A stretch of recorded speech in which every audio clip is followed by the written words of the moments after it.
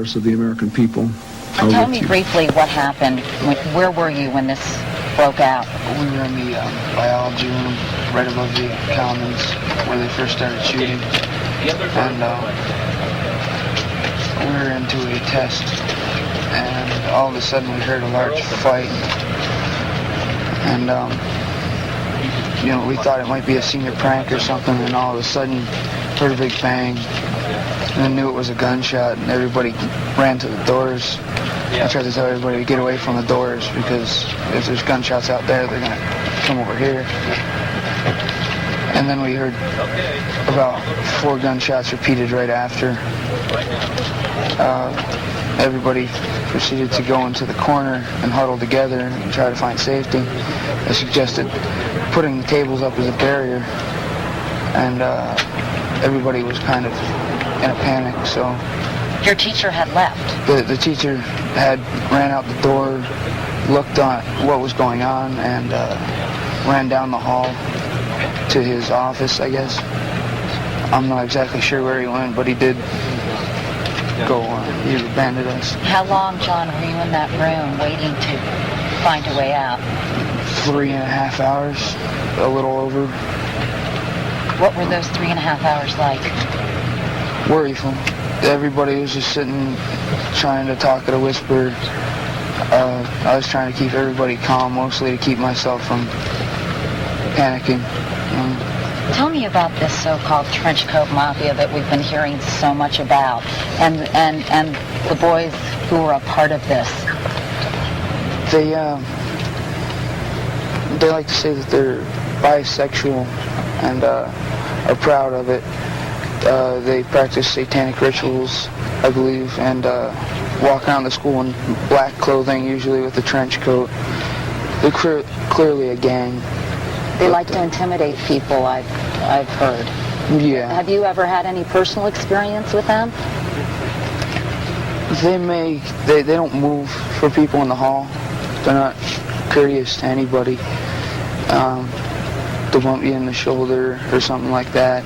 They'll turn around and just give you a stare like they don't care, and what can you do to them? Kind of like they're above everybody. Ms. Vandemark, as I watched this story on television yesterday, I thought about parents having to sit there and watch this story as well. What was that experience like for you? It must have been absolutely terrifying. I heard about it on the news, and then I called my husband, and he came right down here, and so did my brother-in-law, and they couldn't get in. I was paging Johnny frantically, and I knew that if he was able to, he would have called me back right away. I called hospitals, people from all over the country, my mother, my sisters, my grandfather were all calling to see what was going on, and I couldn't tell them anything. I had no clue where Johnny was. What were your biggest fears? Obviously that he was inside the school and that he was bleeding or hurt, especially after I heard they shot at the police. I thought, these kids, they're not going to get out of there. They're not going to care that anybody gets out of there. This is all-out war as far as they're concerned. Describe the scene when you finally saw your son. I got a call. I had been already to the library checking all the lists to see if he was on any of the lists and asking everybody I could where he was. I got home, and I swear I saw him on TV running out of the school with his hands behind his head. 5 minutes later, a lady called me, and they said I could go to the library and pick him up. And there were tons of people at the library. Cars packed with girls who were crying and everything were getting out.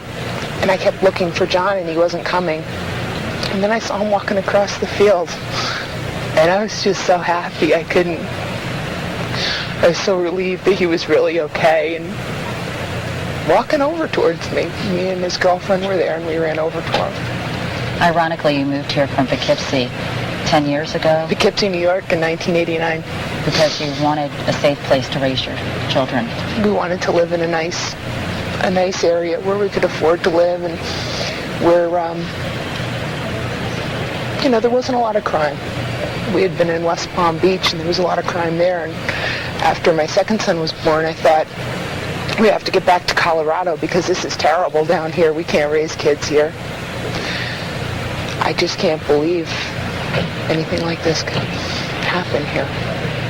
Well, Lenore and John Vandemark, thank you so much for talking with us, John. We're so glad you're safe. Do you know any of the parents who have lost children? No, I know a lot of parents whose kids were stuck inside, not able to get out. And I talked to a lot of parents yesterday at the library who couldn't find their kids either. Do you have any friends that you believe might be inside that school? I haven't heard of any yet. I haven't heard any names whatsoever. So I don't know who's in there and who's not. I found most of my friends on each other out. So. Well, again, thank you both so much. We appreciate it. I'm very glad you're safe again. As we noted, at least 22 people are hospitalized this morning, most with gunshot wounds. With more on that part of the story, NBC's Jim Avila is at the Swedish Medical Center. Jim, good morning to you. Good morning, Katie. As you say, many children taken to hospitals all over Denver yesterday. More than 20